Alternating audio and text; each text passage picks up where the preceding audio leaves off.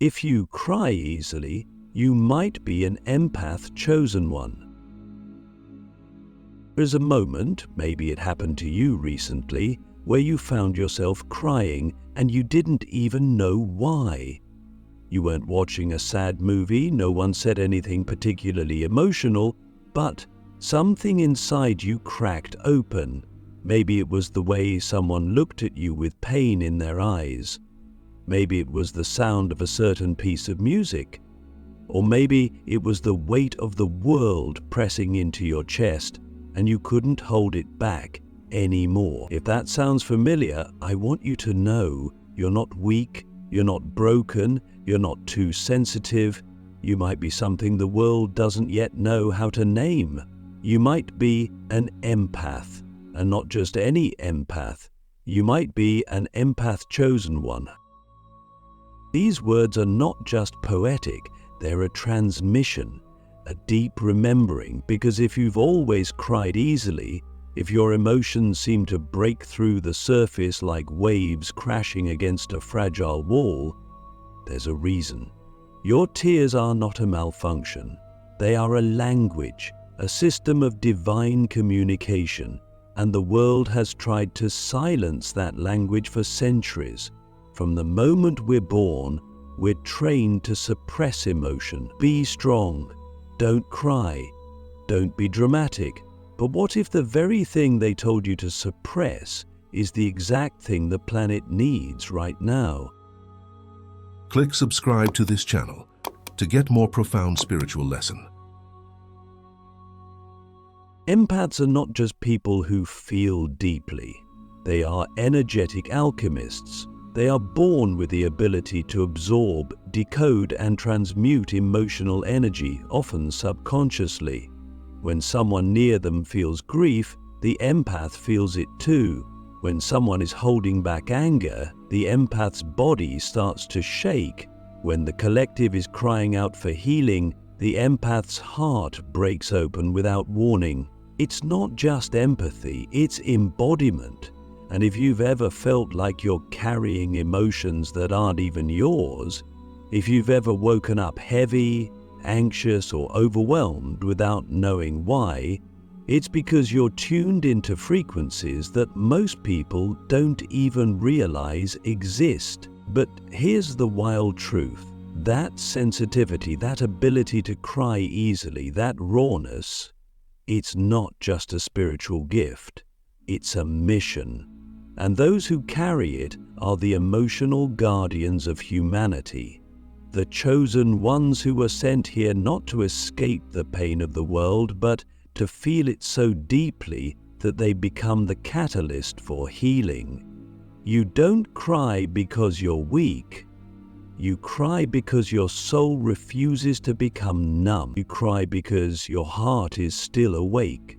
And in a world so addicted to escape, distraction, and numbness, that is an act of rebellion, of courage, of sacred service. But being an empath chosen one is not easy. Let's be real, it's exhausting, it's confusing. It can make you feel like you're drowning in a sea of emotions that don't belong to you. You might walk into a room and suddenly feel sick to your stomach. You might talk to someone for 5 minutes and feel drained for the rest of the day. You might love people with a depth that they don't know how to receive and then feel shattered when they leave. You might have been called too emotional, too intense, too much for most of your life. But let me ask you this. What if being too much in a world that's gone numb is exactly what's needed for that world to remember how to feel again? Your tears carry codes. Your emotions are not just reactions, they're data. They're messages from the field, from spirit, from the collective unconscious. And you've been chosen to receive those messages, to feel them, to translate them into healing, into wisdom, into presence. That's why you cry when others stay silent. That's why your body reacts when truth is being hidden. That's why you can feel someone's pain even when they're smiling. You were designed to see through the veil, to pierce the illusion, not with force, but with feeling. So what do you do with this gift when it feels more like a curse? You learn to master it. You learn to protect your energy like a temple. You stop absorbing everything unconsciously and start processing it consciously. That means having rituals that help you clear your field. Salt baths, grounding in nature, breathwork, movement, prayer. That means setting energetic boundaries, not to disconnect from others, but to remain rooted in yourself. You start asking, is this mine, every time a wave of emotion hits? And if it's not yours, you release it. You send it back with love. You don't carry what you were never meant to hold. This is where the journey deepens, because once you stop drowning in the emotional sea of the world, you realize you were born to navigate it. And more than that, you were born to lead in it. Empath chosen ones are not just feelers. They are healers, guides, truth bearers. They are the ones who can walk into a room full of pain and begin to shift the frequency without saying a word. Because their presence is the medicine. Your presence is the medicine, but this only happens when you stop hiding, when you stop apologizing for your tears, when you stop shrinking your light just to make others comfortable. The world doesn't need more people pretending to be okay. It needs people who are brave enough to not be okay, and to let that vulnerability become a doorway for others to walk through. The world needs empath chosen ones who are awake, embodied, and unapologetically real. So let me ask you something now, and I want you to sit with this question in your bones. What would your life look like if you stopped seeing your tears as a weakness and started seeing them as a superpower? How would you move? How would you speak? How would you love? Because the moment you reclaim your emotional sensitivity as sacred, everything changes. The shame lifts, the confusion clears, and the path begins to unfold, not because you figured it all out, but because you finally felt your way home. The sacred weight you carry. How empath chosen ones transmute the pain of the world. There's something you've likely felt for years but never quite been able to explain. A kind of heaviness that clings to you even when life on the surface seems fine. A sorrow that rises like a tide in your chest when you see suffering on the news or walk past someone quietly hurting. A deep ache that doesn't belong to a single moment but feels woven into the fabric of your being. That's not just emotion, it's energy. And if you're an empath chosen one, that weight you carry is not yours alone. It's sacred, it's ancestral, it's collective, and you came here to transmute it. Empath chosen ones are emotional alchemists. We don't just feel, we process. We don't just cry, we cleanse. Our bodies are vessels for the world's pain, and our hearts are the altars upon which that pain is transformed. That's why we cry so easily. That's why we get overwhelmed in crowded places, why we feel exhausted after seemingly normal interactions, why we sometimes wake up with a grief that doesn't seem to have a source. It's because unconsciously we are absorbing the emotional residue of others and of the collective field. And our sensitivity allows us to move that energy, to give it a voice, to let it flow when others cannot. You might be wondering, why me? Why would my soul choose to carry this? Why would I agree, before I was even born, to feel so much in a world that tries so hard not to feel at all? The answer is both simple and profound. Because you can. Because your soul is ancient. Because your nervous system was designed differently. Because in a world addicted to suppression, somebody has to feel what others refuse to feel. Somebody has to stand at the threshold between numbness and awakening and say, it's okay to feel this, it's okay to grieve, it's okay to break. That somebody is you. But carrying that weight without understanding your purpose can crush you. It can make you feel like your emotions are a burden, like your existence is too much. That's why so many empaths struggle with anxiety, depression, chronic fatigue, and even autoimmune issues. Because when you don't know how to clear what you're carrying, your body starts to scream. The emotional turns physical. The energetic becomes somatic. This is not a punishment, it's a message.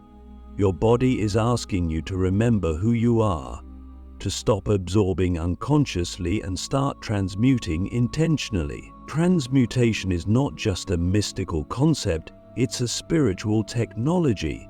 It's the ability to take in dense, painful, stagnant energy and move it through your vessel in a way that transforms it into something lighter, something clearer, something usable.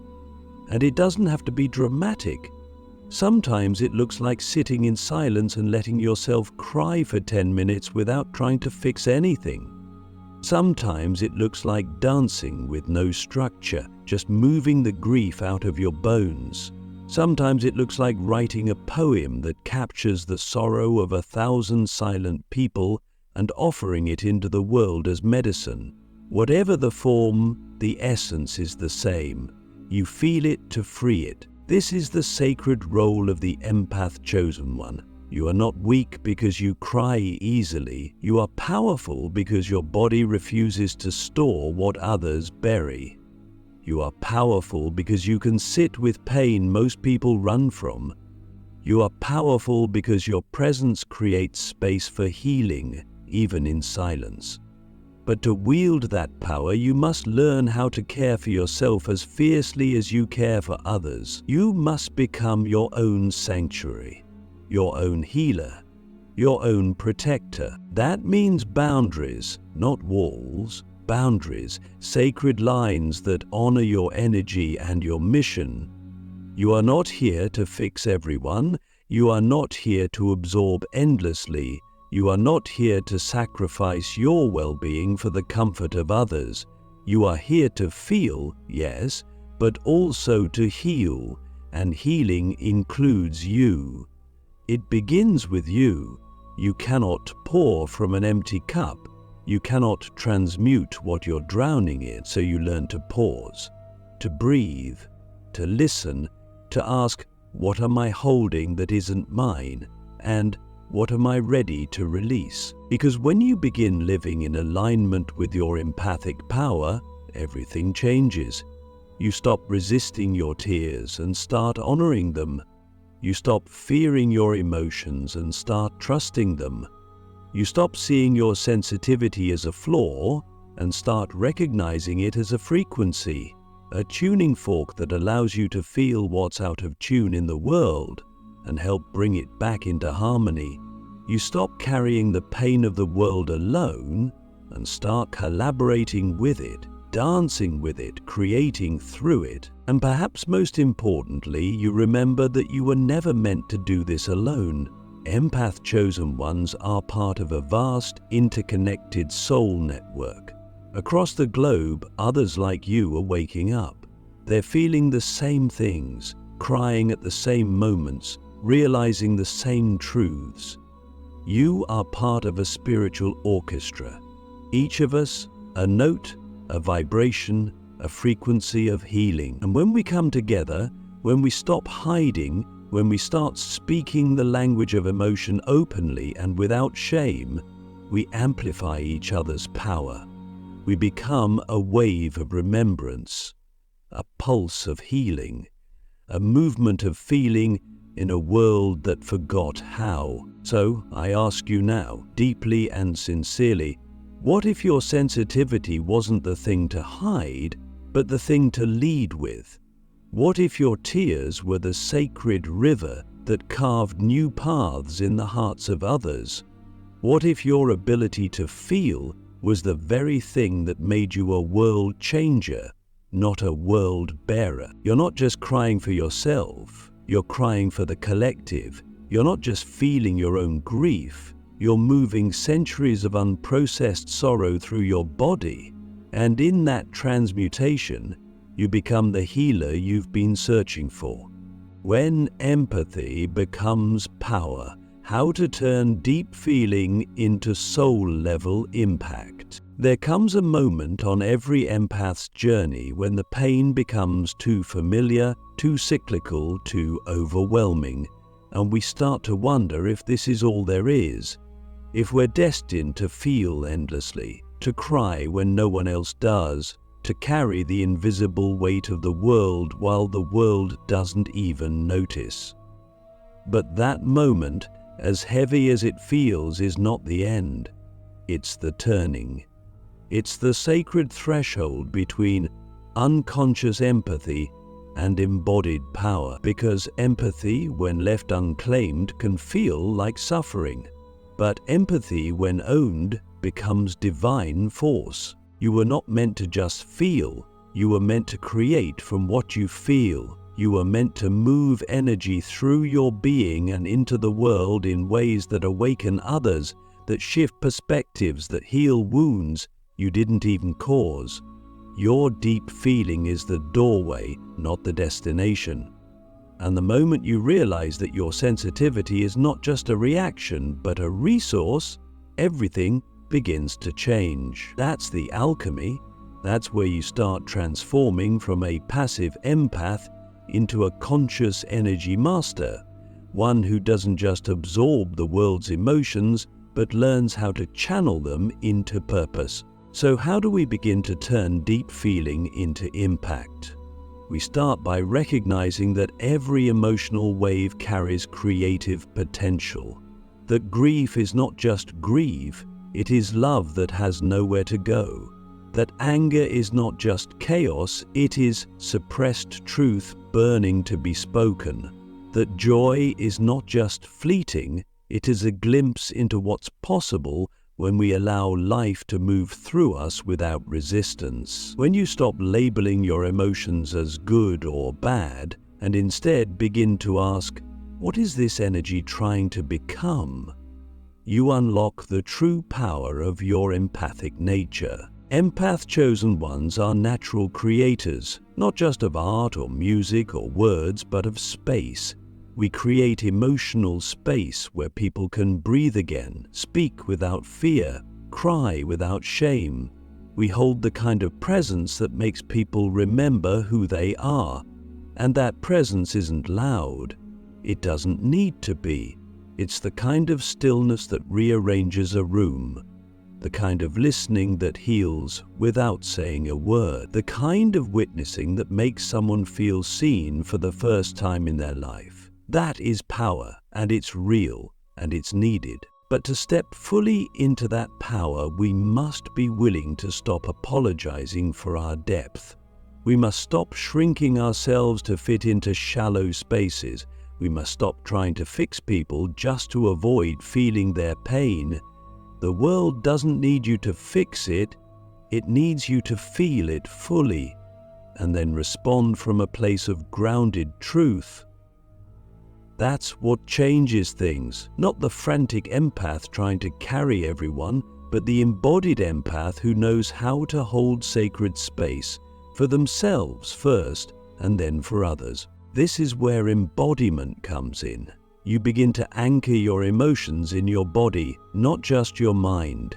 You learn to breathe with your feelings, not run from them. You sit with your anger like an old friend and ask it what it needs to say. You hold your grief like a newborn and let it teach you about love. You welcome your joy with full presence, without guilt or fear that it will disappear. This is spiritual maturity. This is emotional intelligence at the divine level. And when you live this way, your presence becomes medicine. You don't even have to try, it just is. And let's not forget the impact this has on others. Think about it. In a world where most people are terrified of feeling, your courage to feel fully is revolutionary. Your honesty gives others permission to be honest with themselves. Your tears remind others that it's still safe to feel. Your ability to hold space becomes a mirror for others to see their own truth. You don't need 1 million followers to change the world. You only need to be fully you. Present, feeling, clear, aligned. That's what people remember. That's what people are drawn to, even if they don't understand why. So let me ask you something now, something only your soul can answer. If your heart is this open, this raw, this powerful, what are you going to do with it? Will you keep hiding it behind apologies? Or will you start using it as the tool for transformation it was always meant to be? Because the world needs empathic leaders now. Not just spiritual influencers or light workers in name, but real embodied empaths who are rooted enough to stand in the fire of human suffering and hold it with grace, who create art that moves people to tears, who speak truths that resonate through generations, who walk into rooms and shift the vibration just by being fully present. That's you. That's the path. Empathy was never meant to be your burden. It was always meant to be your bridge between feeling and action, between pain and purpose, between individual healing and collective awakening. And now that you know this, the question isn't whether you're meant to lead, it's how you will lead. This is why you were sent here. The final awakening of the empath chosen one. There is a reason you were born into this time, into this particular moment in human history. It wasn't random. It wasn't chance. It was divine strategy. You, with your open heart, your trembling voice, your quiet strength, you were sent here now because the world is crossing a threshold. We are standing on the edge between collapse and rebirth, between forgetting and remembering, and in times like these, Spirit sends in the ones who feel, the ones who can sense the shift before it becomes visible, the ones who don't need proof to know what's coming, the empath chosen ones, the soul keepers, the rememberers. You were sent here to be a bridge between worlds, between the old paradigm of dominance, suppression, and separation, and the new timeline of connection, presence, and truth. And that bridge is not built with logic or intellect. It's built with feeling, with intuition, with the ability to hold the unbearable and still choose love.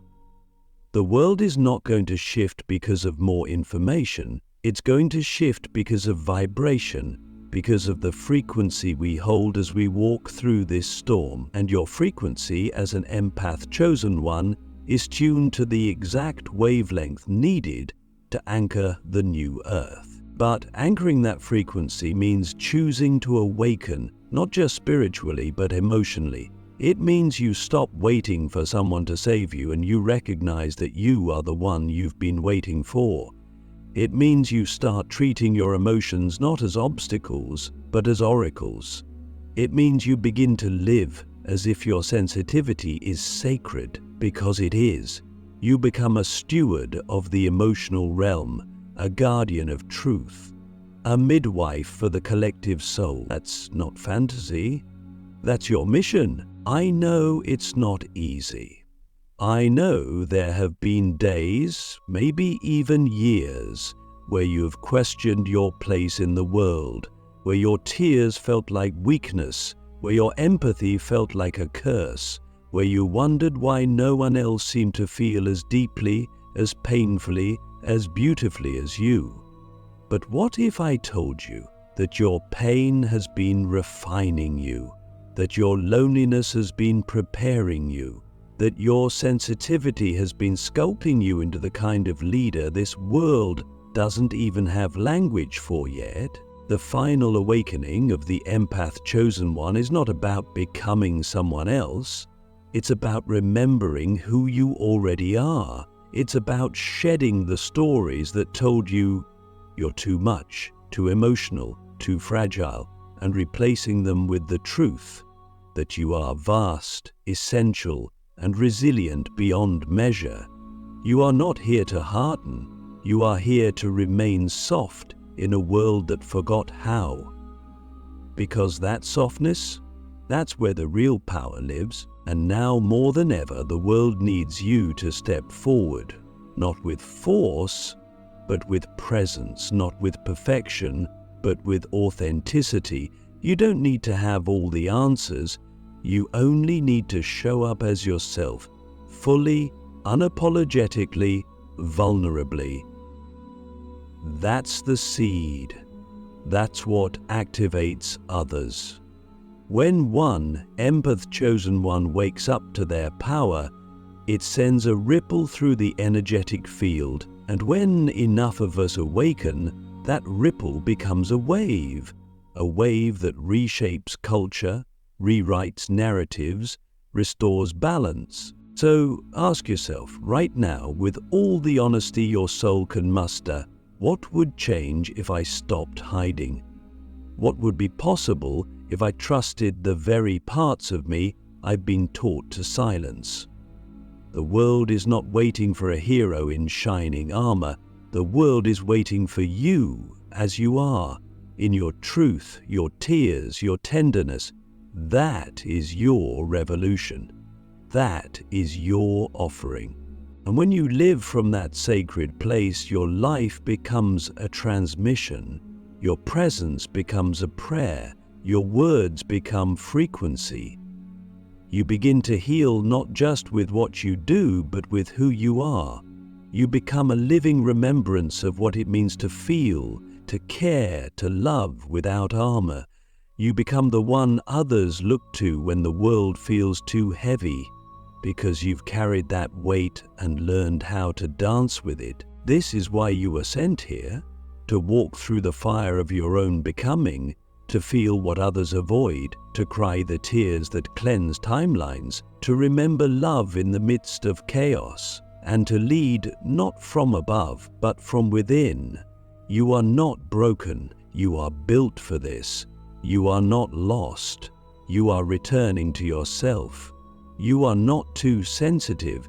You are tuned to the frequency of healing. And now that you know, the only question left is, what will you do with this knowing? Because the world is ready for your light. But more importantly, you are ready. Ready to rise. Ready to lead. Ready to live like the empath chosen one you've always been.